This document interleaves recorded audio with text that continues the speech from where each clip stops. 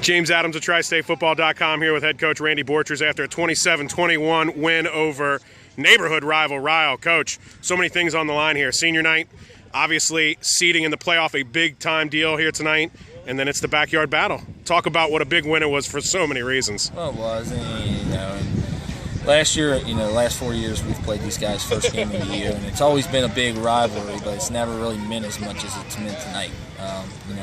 The first couple of years when we were in 6A, we really couldn't compete with those guys. So, really those games didn't mean a whole lot. Then we split up and went to different districts. Now we're back in the same district, and we feel like we're two of the better teams in this area.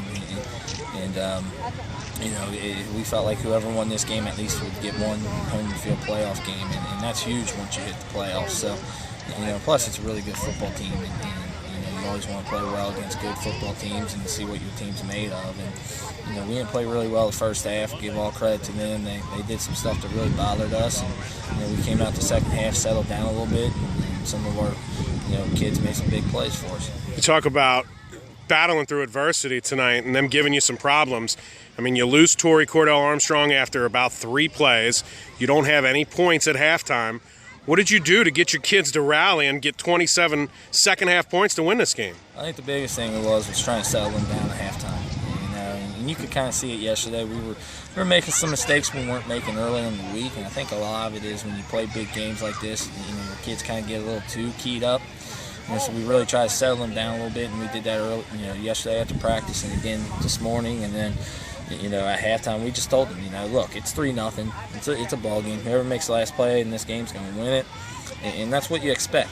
Sometimes you go into those games and you don't score, and you kind of are pretty upset and get after the kids a little bit. And it wasn't like that tonight because we kind of expected it. We knew it was going to be a tough ball game.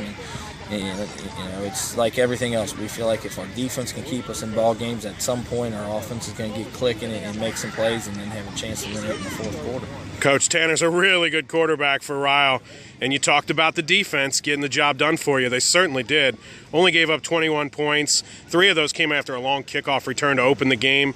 What did you guys do to hold Ryle down from a scoring average of well above 40 points to just 21 tonight? Well, one of the things with Ryle is they kind of live on the big play, with big runs or big throws for touchdowns, or if it's not for touchdowns, at least to set up for touchdowns. And we were able to do, kind of take that away from them and force them to put drives together. And I think they got a little frustrated, and they had to do some things they weren't used to, and had to drive the field and not make mistakes. And they made some mistakes tonight that really kind of helped us, during drives. Yet again, you guys got great play from the offense and defensive line, several of those kids being the same on each side. Talk about winning that battle in the trenches. That was a big reason why you guys won tonight. Well, it was, and the thing we preach to our kids, all the time is we got to be the best team, shape-wise, because when you play 6A, a lot of schools want a platoon, and we just don't feel like we're there yet as a program.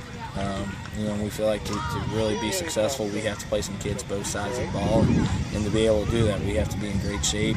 And now that the weather's kind of cooled down, our kids are able to do it and really give us the full games. And, we made a little change this night where we went with a 3-man front instead of a 4-man, and because of their passing attack.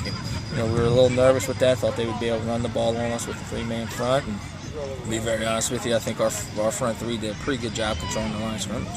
Coach, the biggest play maybe of the night, Byron Brown's kickoff return for a touchdown. Talk about the swing of emotions from Ryle tying it up with the 2-point conversion after the score to you guys going right back up 10 seconds later. Oh, it was huge, and that was the thing tonight. It was kind of a game of special teams. And we haven't been real good special team-wise, especially on our kickoff team. And, happened again tonight. Right off the bat, we give them a big return. We gave them a short field, and then they blocked the field goal on us. But when we needed to make a big play, Byron's only a sophomore. And, I know he's wanting to play a lot more, and he's very athletic. And we get him in some, and when he's in there, he makes some big plays for us. So we just got to keep trying to get him involved some. Coach Borchers, thanks for your time. Congratulations on a huge win. All right, thank you.